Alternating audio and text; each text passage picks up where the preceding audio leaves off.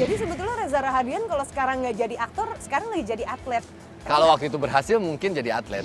Udah sampai di state di mana satu film 1 miliar benar. Teman-teman, ini hoax. Nggak benar berarti satu film 1 miliar, 2 miliar berarti ya.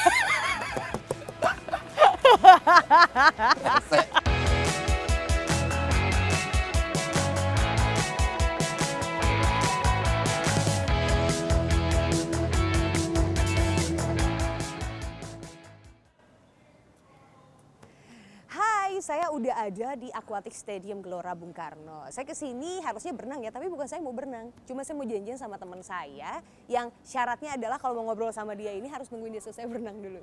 Siapakah dia? Ayo ikut saya.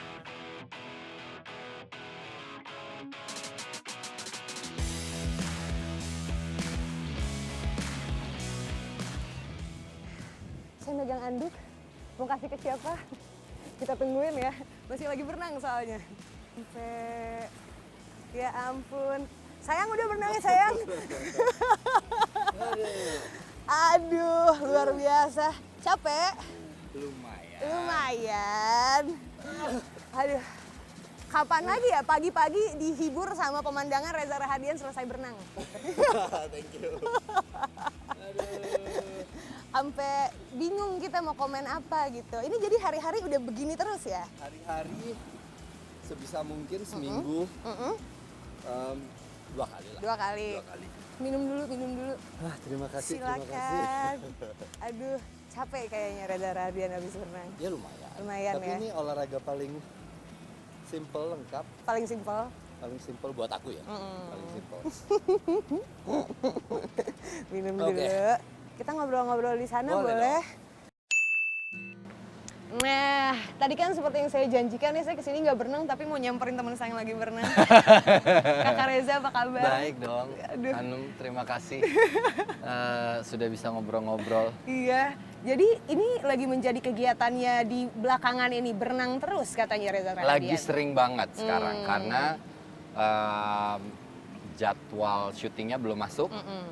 Baru akan mulai nanti di bulan depan untuk proses persiapannya. Jadi emang lagi pingin banget olahraga lagi, back on track lagi. Setelah tahun lalu agak berantakan olahraganya. Oh ya? Berantakan banget malah. Tahun ini mau coba. Setidaknya kalau untuk renang ya seminggu 2 kali lah. Seminggu 2 kali? Minimal. Biasanya labnya aku akan bolak-balik tuh 20. Hah, serius? Ya 20 tuh sekitar 30 menitan lah ya. Dia 20 sampai 30 menitan. Wow, ini mengimbres kembali mimpi menjadi atlet Betul. di masa lalu. Minimal bisa ada di akuatik. Oh iya benar, Ya itu kan? bisa Walaupun diakuatik. nggak jadi atlet. Tapi kenapa sih waktu itu nggak lanjut sampai pelatnas Kak? Gagal di uji cobanya. Nah, kalau mau masuk pelatnas itu kan kita ada uji coba, Iya. bukan karantina, apa namanya, ini kayak dipilih lagi gitu, ujiannya lah. Untuk bisa masuk tuh ada skor. Ada skor yang harus dicapai, jadi ada minimumnya gitu. Nah itu nggak nyampe. Jadi sebetulnya Reza Rahadian kalau sekarang nggak jadi aktor, sekarang lagi jadi atlet. Kalau waktu itu berhasil mungkin jadi atlet. Ya sekarang udah kerja Udah kali ya. kerja. Udah kerja Udah kali jadi ya. pelatih Udah mungkin. jadi pelatih atau mungkin masuk di organisasinya gitu. Juga punya mimpi jadi pilot sebetulnya. Yang tidak juga tercapai. Yang tidak juga tercapai. Jadi nggak apa-apa ya teman-teman, kalau punya mimpi nggak tercapai itu nggak apa-apa. Tapi jadinya Reza Rahadian. There will Ya. be another way. Maybe another way. Pilot kalau itu sederhana banget karena memang sekolahnya mahal. Sekolah pilot tuh mahal dan waktu itu saya nggak dapet jalur. Saya nggak tahu waktu itu ada atau tidak jalur beasiswa untuk sekolah penerbangan. Seingat saya sih nggak ada waktu itu ya. Jadi dengan biaya yang terlalu tinggi kayaknya nggak relevan lah buat waktu itu. Proses itu kan nggak mudah ya Reza. Ya. Orang melihat Reza ketika Reza udah jadi sekarang seperti ini gitu. Tapi sebetulnya dan yang sudah Reza lalui dari dulu tuh sudah sebegitu panjang dan berlikunya bahkan di usia yang sangat amat muda. Iya bisa dibilang usia sangat muda sih. Kapan Belasan. Reza mulai pertama kali nyemplung di dunia pekerjaan ya, bukan di aktor? Iya, kalau di dunia pekerjaan mencoba-coba mungkin usianya masih 16-17 tahun. Coba-coba iseng, pingin tahu pengalaman kerja kayak gimana, ngajar teman sekolah, temennya mama, teman kantor yang masih punya anak kecil, kindergarten gitu ya. Terus coba ngajarin bahasa Inggris untuk cute. usia itu gitu. Ya masih cukup lah waktu itu kayaknya. Kalau basisnya dari buku dan lain-lain kayaknya masih sanggup Masih bisa. gitu. Masih SMA berarti waktu itu Reza? Masih SMA. Oh. Nah, orang tua tersebut, temannya mamaku ini punya kafe kecil Oh, oke. yang khusus jualnya milkshake Oh, di daerah Tirtayasa. Namanya Shaker. oke. Jadi kayak gerai kecil gitu Kafe di sini shaker yang zaman dulu. Shaker yang zaman dulu Iya, iya, Tirtayasa, iya. iya. Iya, oh. Jadi setiap Shaker buka hari Sabtu, itu aku udah pasti akan ada di sana dari jam 7 sampai jam 12 malam. Wow. Iya, jadi waiternya Oh. gitu. Ini pengalaman kerja bukan dipaksa atau terpaksa Emang gitu, tapi pengen emang aja. ingin mencoba gitu ya. Apa sih rasanya menghasilkan uang sendiri gitu. Kayak gimana ya rasanya? Apalagi SMA banyak waktu, Iya. banyak waktu kosong, mama kerja di kantor, aku juga banyak waktu. Why not gitu. Ya mungkin sebagai seorang remaja yang kerja part time kayak begitu ya, aku kan nggak kerja yang terus-terusan Iya, gitu ya, iya. sekolah juga. Oh. Untuk punya kehidupan seperti itu sih justru membahagiakan. Karena jadi ada satu pengalaman, satu cerita yang mainnya tetap ada.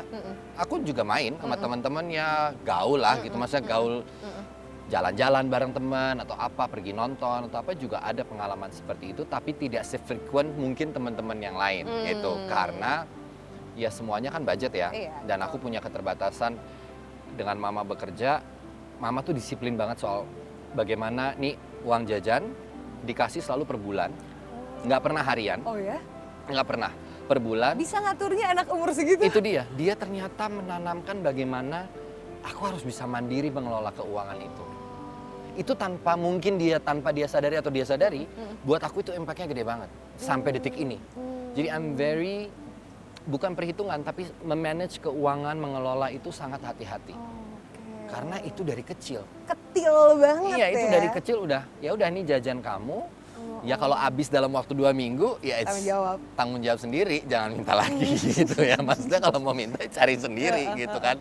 Tapi itu ajaran yang menurut aku kebiasaan, ya habit kan, yang luar biasa sih pengaruhnya, besar sekali. Tanggung jawab atas uang yang dipegang. Ketahui Reza tuh dekat banget juga sama Sangat, mamah iya. ya. Dan Reza selalu mengimbres bagaimana kuatnya mamah dengan Betul. single parent perjuangannya perjuangannya, dulu. iya. Just three of you always gitu ya, dari Iya. Reza kecil sampai besar gitu. Apa sih sebetulnya yang sampai sekarang belum sempat Reza lakukan? Iya. Reza kasih untuk mama. Mungkin kayaknya sampai kapanpun aku akan merasa selalu tidak pernah cukup memberikan sesuatu gitu ya, karena aku percaya bahwa cinta kasih seorang ibu, perjuangan yang udah dia lewati, nggak usah jauh-jauh dari perjuangannya, dari perjuangan melahirkannya aja itu udah nggak mungkin diganti ya. Itu sebagai anak nggak mungkin aku bisa bayar gitu, karena nggak akan tahu juga bagaimana perjuangan dan apa yang dia rasakan saat itu. So menurutku sih itu nggak akan pernah bisa terbayar.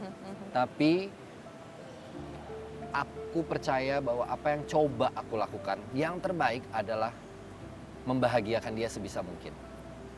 Treat her like a queen, gitu ya. Benar-benar embracing dia, benar-benar berusaha untuk membahagiakan dia dalam berbagai macam cara. Yang ternyata hal yang paling menurutku besar, waktu.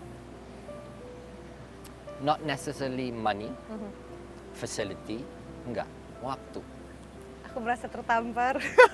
Hampir nggak punya waktu soalnya pastikan buat Kenapa mama waktu? kan ya. Kan karena itu, karena ternyata kayak misalnya gini, aku datang ke rumah, nggak bisa bohong, ngelihat matanya, ngelihat anaknya datang, ngelihat anaknya spend waktu sama dia. Even sesederhana ngajak keluar makan, disetirin anaknya, apa dijemput, itu beda meaningnya. Dan ternyata aku baru tahu, buat orang tua seperti mamaku, everything is not about the money. Ya dia senang ada anak yang ngasih hadiah sesuatu, Benar. pasti bahagia. Tapi ketika punya kebersamaan, itu nilainya gede banget. Nah itu yang menurutku mahal harganya. If I have to lose one opportunity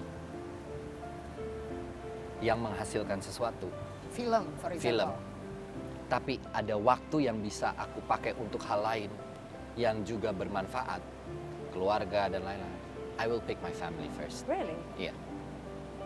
Gitu kalau untuk itu ya, managing waktunya.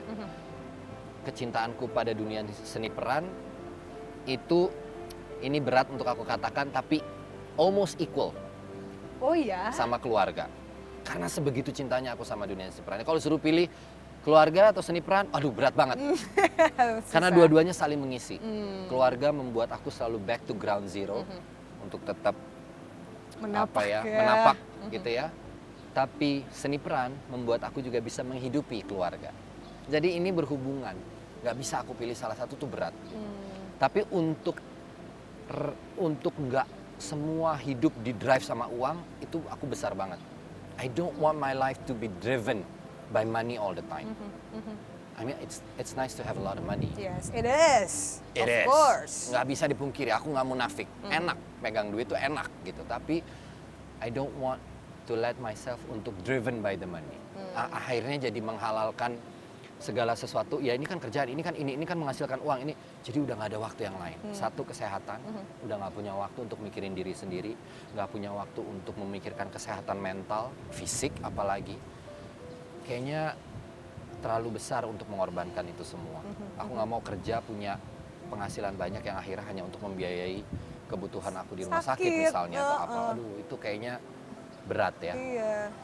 Oke, Reza kembali lagi ke bagaimana kehidupan Reza, David dan juga Mama, ya. Shout out dulu untuk mamanya Reza. Hai, Hai Mam. Tante.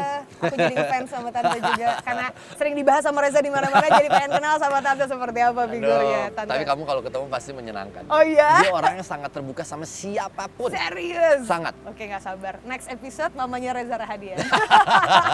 Harus dijadiin. Reza, maybe the next question is, kalau tadi kita udah bicara tentang the perks of being anak-anak yang tumbuh dari ibu-ibu super single parent yang memang membesarkan anak-anaknya dengan sangat kuat. Talking about father figure, apa yang hilang? Apa yang terasa tidak dilengkapi ketika mungkin di umur-umur usia Reza mulai bekerja? Ngelihat teman-teman Reza yang masih punya papa, bahkan aku sampai sekarang sih masih ngerasain itu kayak masih ada papanya enak ya gitu. Nah, ini yang menarik karena tidak pernah tumbuh dengan adanya figur ayah kemudian meninggalkan karena bercerai, karena satu situasi dan lain hal, sama benar-benar nggak pernah melihat. Jadi nggak pernah ada presence-nya. Nah itu yang terjadi di aku sama mamaku.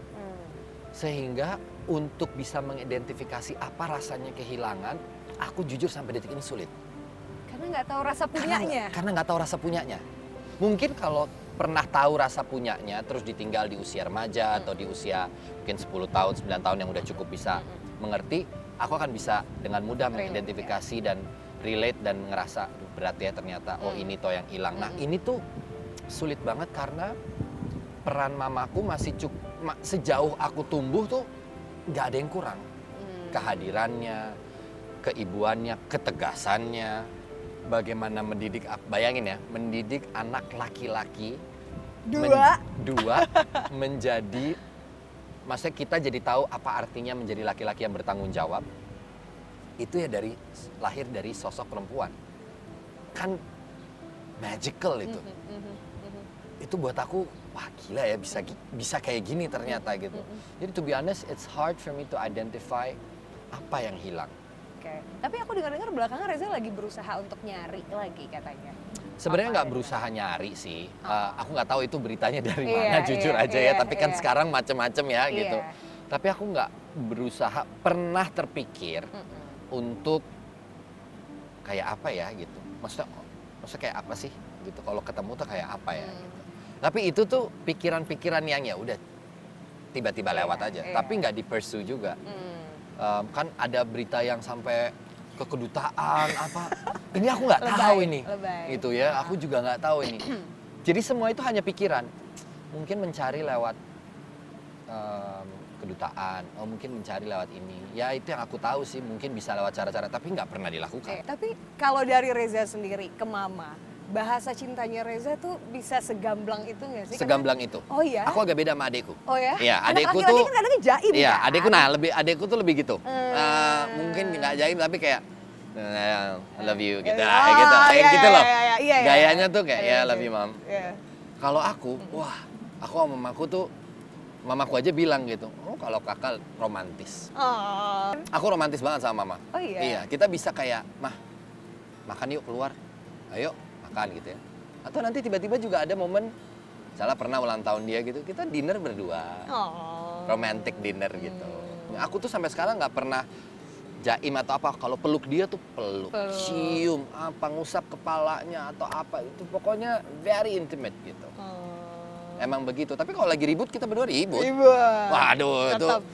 pasti ngalamin dong Oh, iya. debat-debatnya gimana. Cewek-cewek lagi apalagi kan. kan. Waduh, pasti kenceng tuh. Tapi kalau mungkin ini kan yang nonton program Point of View ini kan juga ibu-ibu kan Yes. Reza. Ini pasti akan sangat tersentuh sama ceritanya Reza.